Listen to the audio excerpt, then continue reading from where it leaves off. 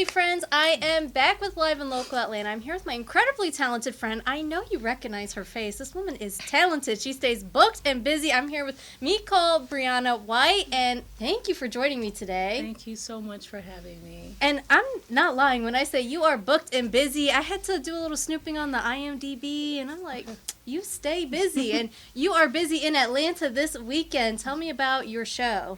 So I'm singing at City Winery this Sunday night at 8 p.m., January 19th, and I'm super excited about it. I'm playing with Little John Roberts, Joel Powell, Terrence Harper, and Rob Mullins on piano.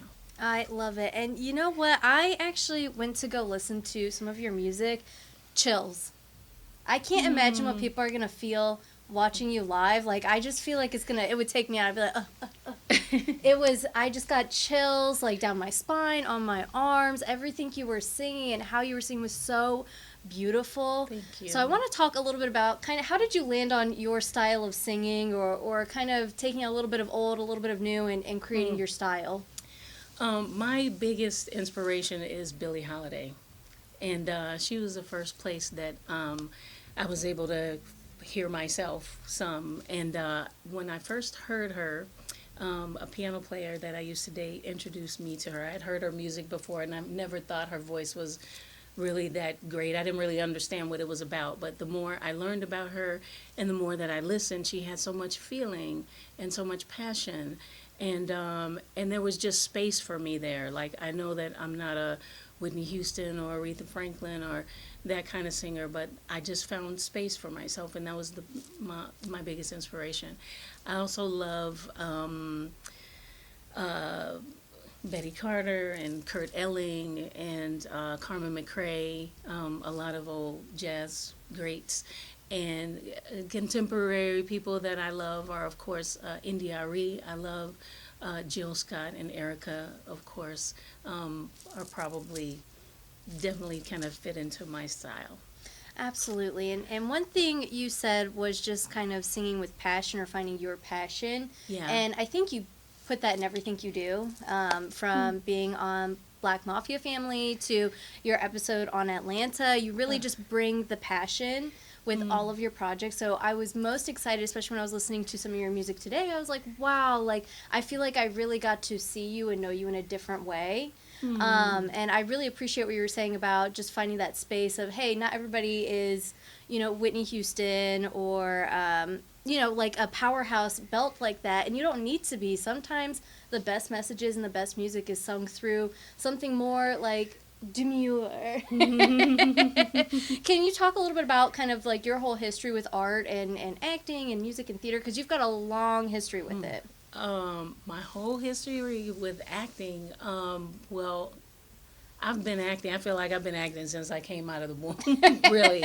And I finally figured out how to put a label on it when I was about 12, and I started modeling. My mom put me in modeling school with my baby sister Courtney, and I just loved it so much. But it was acting. It was like, you're acting like a model, and you're doing these things. And I went to this modeling school, Cleo Johnson School of Modeling in Chicago.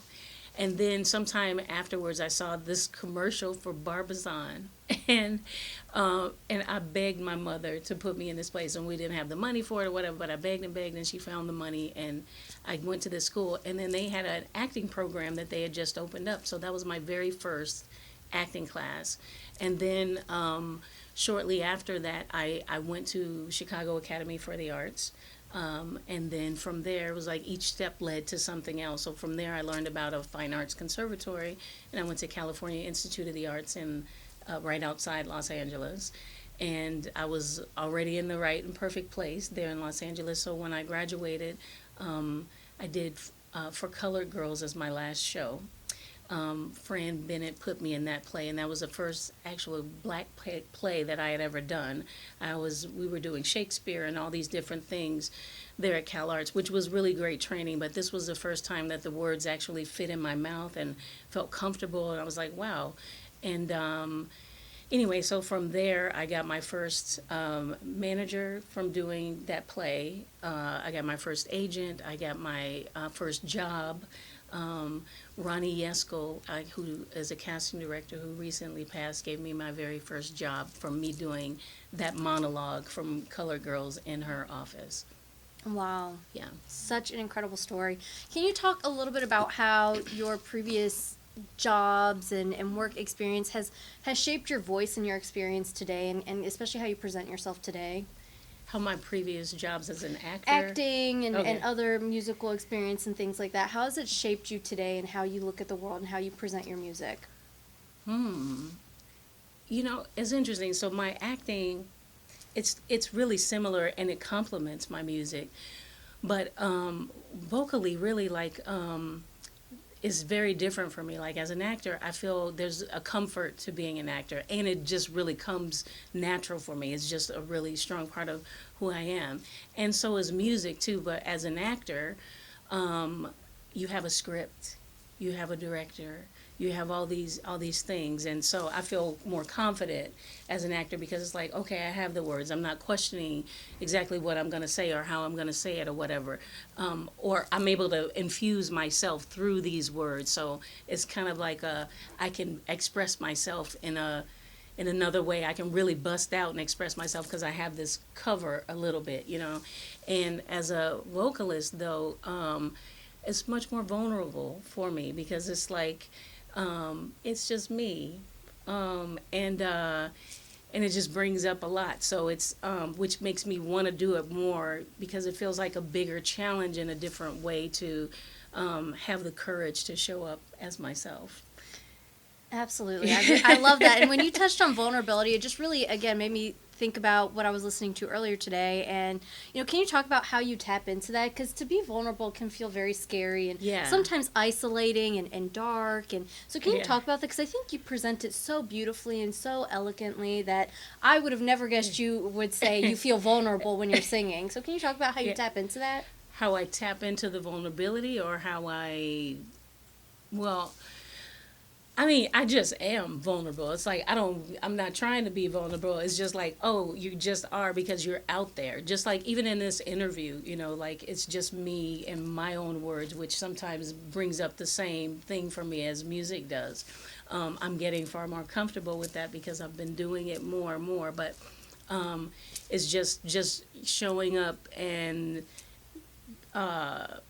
trusting that I'm enough brings up vulnerability. But I think there's the beauty in that is being able to tap into that and find the comfort in the discomfort and sharing your true self, and that takes a lot of work. I do energy work, and so I'm always like clearing energy and stuff, and I do it a lot to ground myself and to keep me connected and to keep my focus on what is really most important and trying to tap into that space and allowing the vulnerability to be what I have to give to others. Absolutely. Your No. show this Sunday, it's at City Winery. Can you talk about just this whole journey? What's been a memorable part of putting your show together, of getting, the word out there? What's been your favorite part of this whole journey? Ooh, child. Not the ooh, child. What is my favorite part?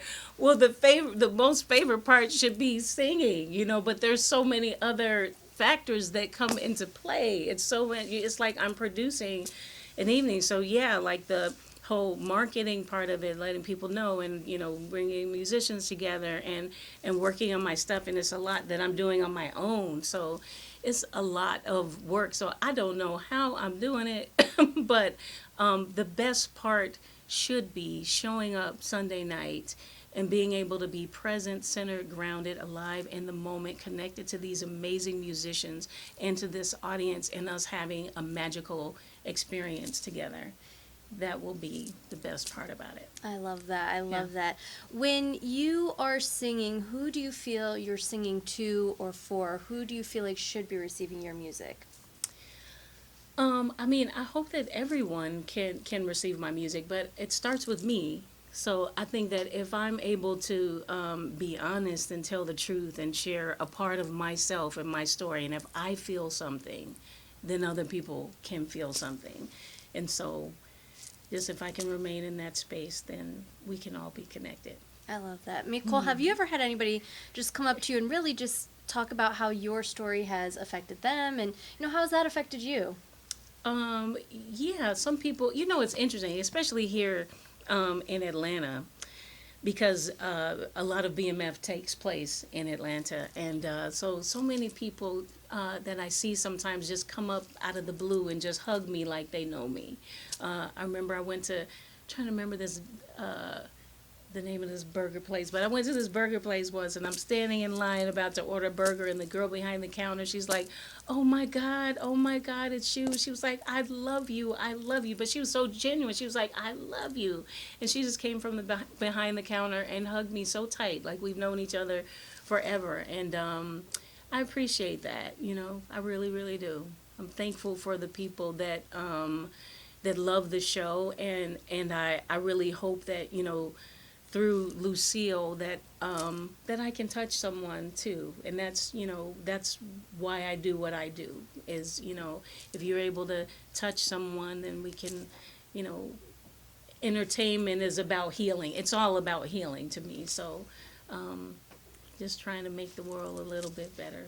I totally agree with that. Just, entertainment is about healing. And it's a great way to open the door to a lot of conversations, comfortable and uncomfortable as they may be at times. And I think that's such a great perspective to have on that. Michole, how can people be in touch with you, follow you on social media? You can follow me on Instagram at Michole White. That's Michole. I'm white like the color. I'm also on Facebook, but if you really want to hit me, I'm usually on Instagram. And can you just let everyone know one last time, you're going to be at City Winery this Sunday. Let everybody know all the information and where they can get their tickets. Yes, I'll be at City Winery this Sunday, January 19th at 8 p.m. You can get your tickets on citywinery.com. I would only go there. There are other places but I wouldn't trust those. So definitely go to citywinery.com. And all the information is also on my Instagram page as well. Amazing. I love it. This is Live in Local Atlanta. I'm your host, Alyssa.